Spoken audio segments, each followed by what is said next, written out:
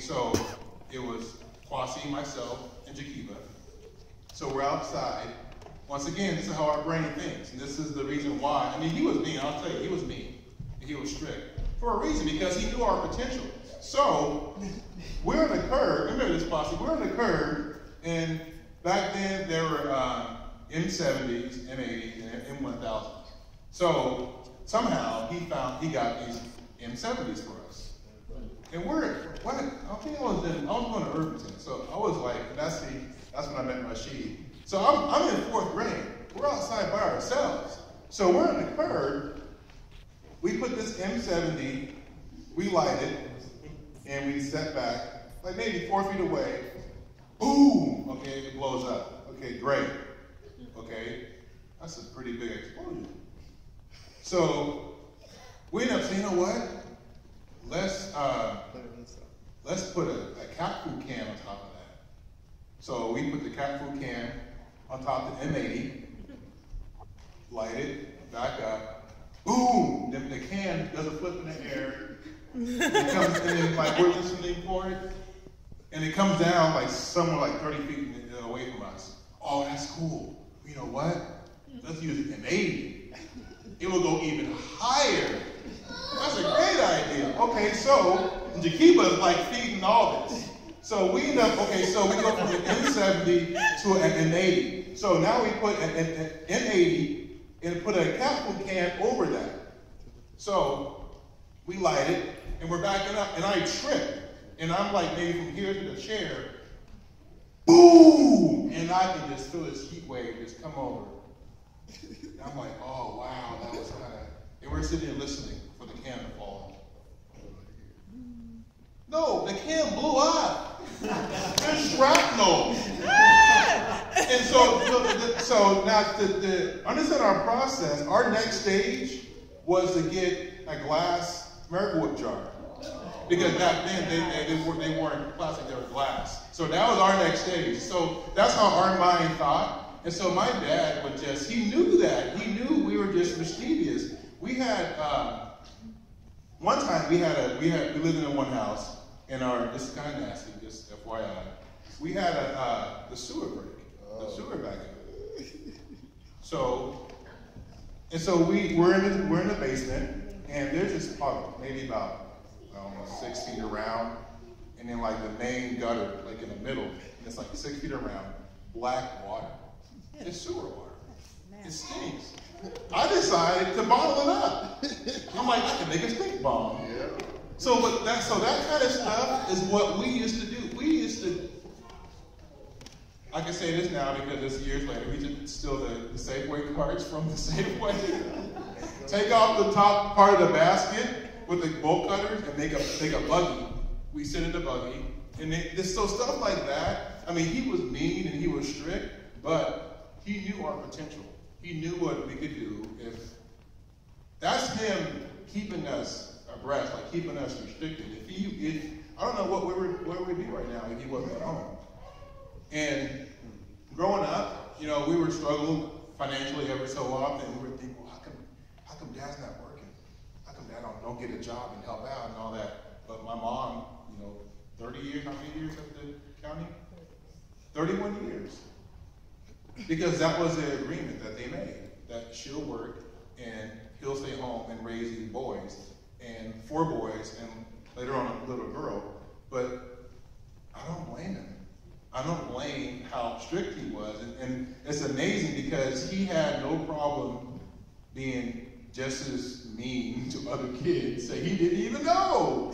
We'd be in the store, and a kid would be acting up, and we'd just be walking my dad, and all of a sudden I see my dad over there cracking this little kid, and I'm like, dang, I don't know. I do this at home too. I don't know why you acting up. I mean, he wouldn't be over there if you weren't cussing out your mom. Like, I don't know what to tell you right now. But he had no problem taking on other kids and making sure, and even though he was strict, his heart was right, as in, I don't want you to go through what he went through.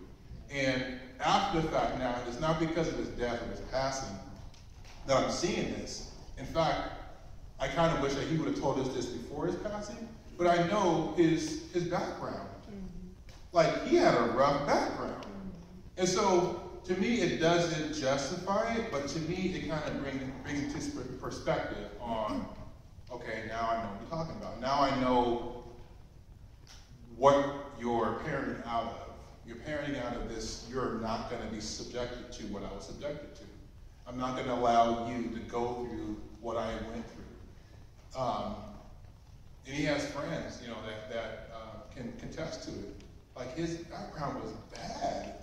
I mean, I'm like, and to me, it's sounds kind of weird, but it's a relief that it was a natural death opposed to like a violent, or it's because of the things he grew up with. Like, oh my gosh, like, and everybody talks about, well, I'm not going to be like my dad. But the reality is for him, he worked with what he was given, but his goal was talking to his brother, Uncle Ben. He said, I will not be like our dad. And even though he was strict as he was, and that sometimes outright mean, he achieved that. And his love was displayed differently. His love, there's love language, things of that sort, but his love was displayed in, I'm going to protect you. I'm going to look out for you. I'm going to make sure that I equip you for life. And so, if something happens, you can't say I didn't tell you. You can't say I didn't equip you. You can say you chose not to do what I said do, but you cannot say that I didn't equip you. And I mean, honestly, like, I look back and there are times where we've had like arguments, because at some point I realized what you're saying is not. I don't agree with what you're saying, and we would have these vocal arguments and stuff like that. And I remember one time I said, you know what, Dad, I will not be like you. And he was like, you better not be like me. You better be better than me. And it kind of threw me back. I'm like, okay. What do you, I don't know, I didn't receive that. What do you, I mean, but it makes sense because he's like, I'm not trying to make you like me. I'm trying to prevent you from having the pitfalls and the shortcomings that I know is out there.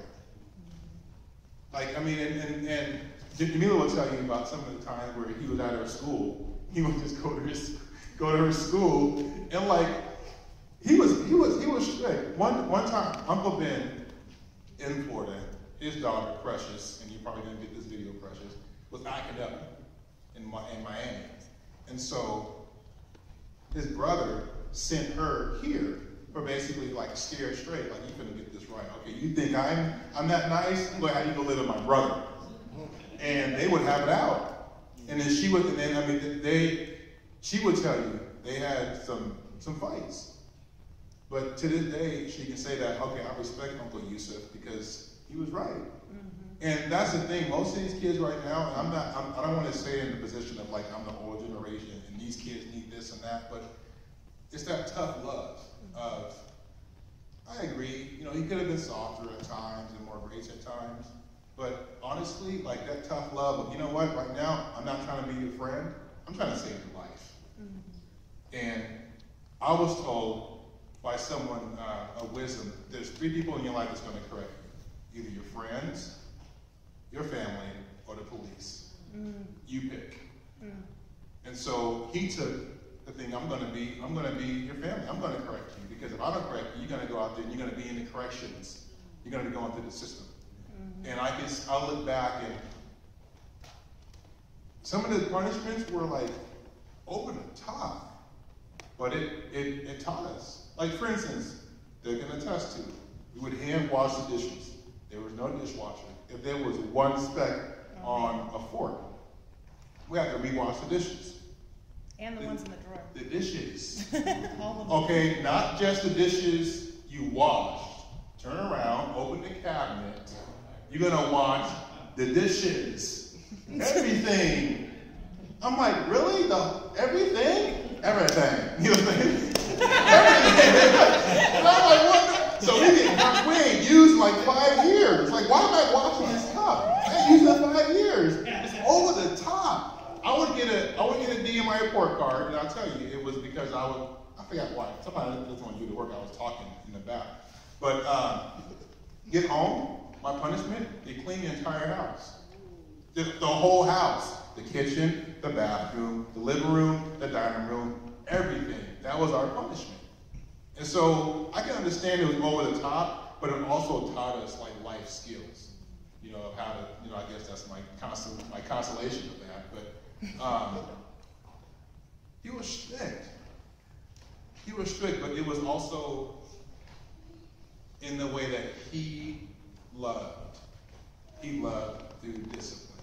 He loved through, if I love you, I will discipline you.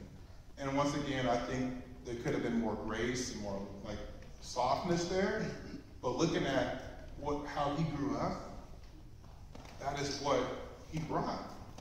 You know, and in seeing my mom, she was the love that we needed. You know, she was the part where, okay, well, the punishment really didn't fit that, and she would come and advocate for us, and he would kind of adjust it and things of that sort, and he would basically kind of give in at times, because she was like, no, that's not cool, Joseph. You need to back that down, you know, and then he would kind of adjust it, but I'll miss him because I wanted more stories from him. But overall, like, I feel complete. You know, and during his last days, he wasn't the person that he previously was, as dementia set in, certain muscles in your brain and things just stopped working, so the talking wasn't there. Honestly, I want the talking for the kids, I don't want a vegetable. I don't want just a working body. I want the brain to be able to share stories with the kids, and if that's not what's happening, I don't want to be selfish. I'm like, Daddy, if you gotta go, go. Like, because you've done what you feel like you come here to do. And I think it's selfish for me to keep him here because I don't want to suffer, because I don't want to lose somebody. And the reality is, if you can't share, if you can't experience that, I'm like, by all means, man. We all have to go at some point, and if God says you finish doing what He called you to do, which if you look at it, this is what He called you to do. He called you to raise the family. It's like a marathon or a relay. You pass the baton. You don't do the whole race. You just say, you know what, I need to create an awesome family, an awesome foundation. And then from there, I can build something new. And that's what He did. I'm going to invite Marty up and so you can share. But I just want to thank all the long-term friends for sticking around. And you saw that madness go on, and there are stories that we're kind of piecing together, and we're seeing our childhood come together. And even at times the punishment were over the top, we took it because there's so much stuff that he didn't know we did. So we figured, there's a way out, man. It's okay. So you didn't know about the other 5 things we did. So we'll take this one. So I'm gonna pass it on to Mike.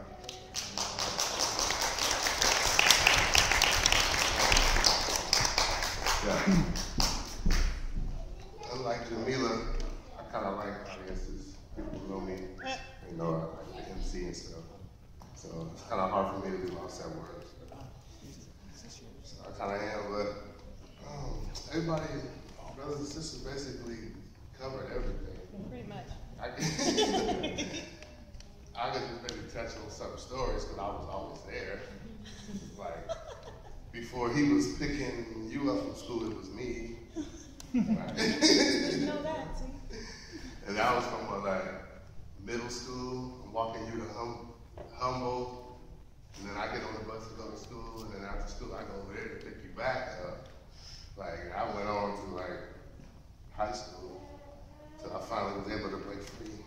And then he took it upon himself to walk you to Benson. Now I do remember that. Even with our mom, like he had me and Ahmed running out to the bus stop.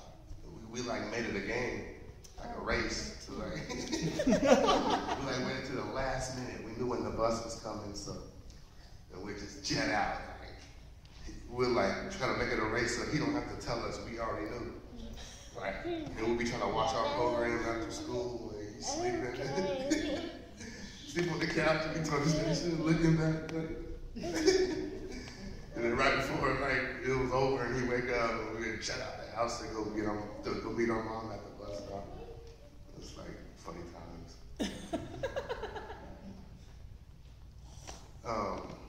I was taking notes and I just lost myself. Touching up, and what Ahmed was saying about sharing rooms. Jamila was always there. Fly on the wall. Yeah, in her crib. Some funny moments. I didn't realize she was watching the whole time. Like, this was just like, I remember I had a science project with the Tubman, and they was like, we cut up some animals or whatever, and they was like, you could take home some like raccoon skin, but they didn't say that you had to like put it in salt water or take care of it so it don't smell. I don't know if you remember that. I don't know if I remember that. I had to hid under my nightstand. It was just like funny. Because like, that's what stuff like our dad never knew. Like what went on in the room. Like he said, go to your room. And like, all right, we go to our room, and it was another world. We're making another world. And Kwasi was touching on the strictness. Well, Ahmed was touching on like the strictness with the dishes, and like my mom was telling me, she was like, I hear you sound like your dad a lot of times now. And like, I kind of heard that in myself too a little while ago. But it's good though. I take it as a good thing because what he installed in us was to be accountable for yourself. Like, to think, like you did something wrong and you know right or wrong, you did it anyway because you wasn't thinking right. And that's what I tell my kids now. It's like, that's one thing like you're built with, a brain, and that's what he used to tell me downstairs in his little lab, smoker's lounge. It's like, you get like a lot of the stories. Like you'd be surprised at stuff he remembered he was little, but he just couldn't remember what year it is, what month it is. But he could tell you to a detail a story when he was 6, him and his brother. Like he had to beat up a couple of dudes because his brother was the playboy. All the girls liked his brother. And then I was talking to Uncle Ben. He's like, Mama, you was his first and his last girlfriend. Like, like he married his girlfriend, his first and only girlfriend. And I thought that was just like so honorable. Like, man, like, he just seen you and it was like, boom, that was it. Like, lots of words again. It's all good. All right. I just remember, man, just punishments. Because it was like, it was like always me. I don't know. That's the thing when I talk about thinking, because I was like that one who always was on. Like, I was talking about him coming home with bad grades. I don't really think he paid much attention to you. I just remember going down the line, Jakiba, Kwasi, Ahmed, me, and Jamila when she started school, report card time. Everybody else was just like, oh yeah, you can do better. You got to CUND. Body, y'all can go. And I was just there. The punishment was the backhand to the chest. My chest is like so strong. Everybody else can go, not me. I'm still sitting there and then I had to clean the whole house by myself. So that's what I remember so well. That's why I know how to clean so good. Man, Daddy was a great man. Difficult, complex, but simple. I don't know if it makes sense, but you know. Very much so. Yeah. He was strict with love. That's what it was. Yeah, he will be missed, everybody. Mama, you did good. Hanging in there. She used to call me when I was in California. It's like, when you coming back? He did this now. Like, You the only one that understands to talk to him. But even that came to a problem. He was like, just look at me like. And then it was Kwasi's turn. So I listened to Kwasi more than me. So it was like, all right.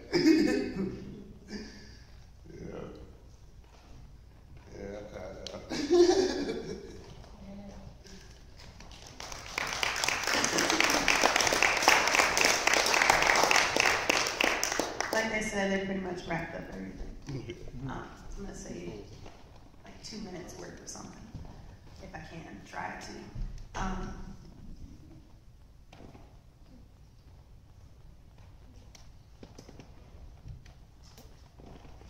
Losing your parent. Some of you probably know what that feels like, but it's a very odd feeling. And to have a dad like him, and to be 6, 7 years old, and to wish that he was dead because he was so mean, and to feel like he was worthy of death because of how he parented, in my opinion, as a little kid, to sit back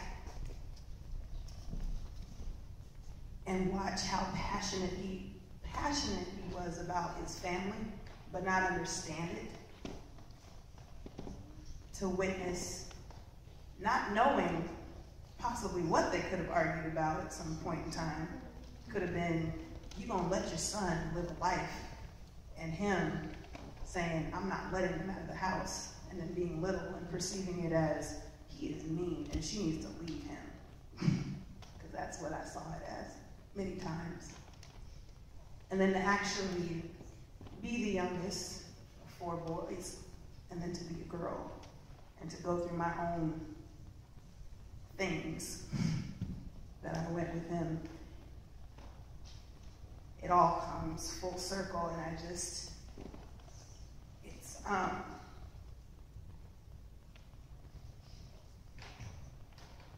enough to knock me off my feet.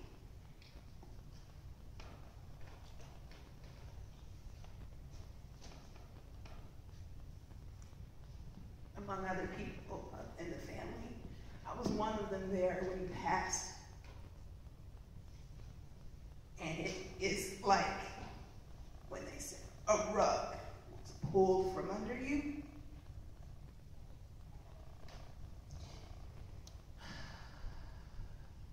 I can't explain the feeling. I knew that he was going to go, that he was headed down that path. And I felt like God was getting me ready. I was getting ready to walk through it, but it came so quickly that everything in me did not want to accept it. And I'll tell this piece that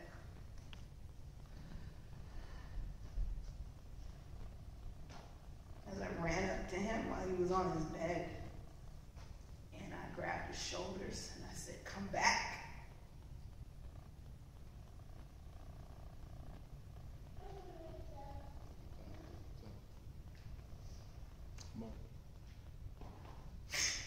See it in his eyes. He was letting his body do the work. He didn't give up because he couldn't give. I see dementia as a thing that I want to kill, because it had him so tightly, and I saw it in his eyes. As I shook him, I said, come back. And he looked like he was really tired. You know, when you try to wake somebody up, and they just kind of like I'm just too sleepy. Go. And I could see it in his eyes that he basically was saying, I gotta go. I gotta go.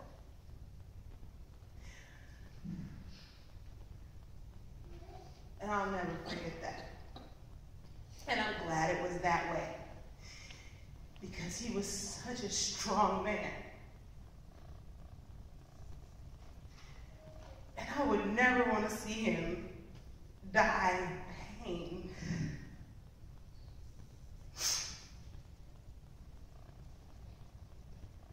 And my mom is such a strong woman. Strong enough to know when he was in pain and to help him.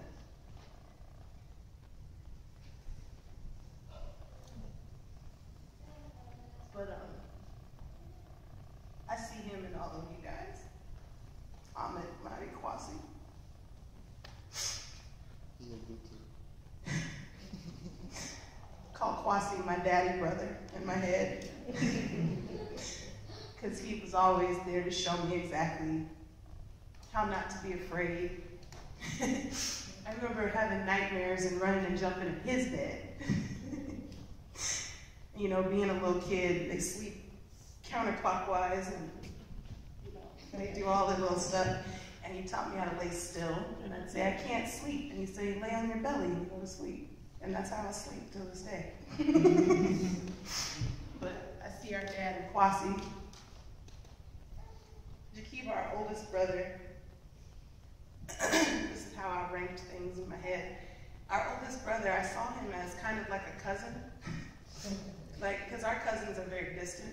They live in like Florida and Wisconsin.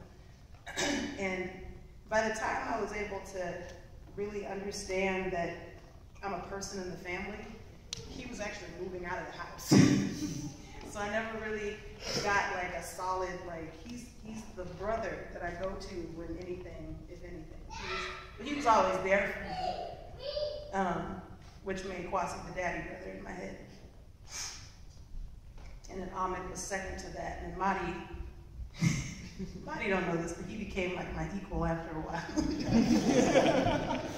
6 years apart, and I was like, I think I can wrap him around my finger now. There's so much that I learned from my parents, especially from my mom, in her endurance with our dad, and seeing past his actions, and seeing past his temper, and seeing past all of the things that he was putting out there that made us feel like you don't care about us at all. It was the exact opposite. There's a lot more that I could say about our dad, but I really want to get the program going. So he is going to be greatly missed, and it feels like a blur at times. It's one last thing that Ahmed wants me to share. You gotta share Okay. the pre-picture too. Okay, so No, I gotta go through with you. what'd you say? So the reason I wanted to share this is because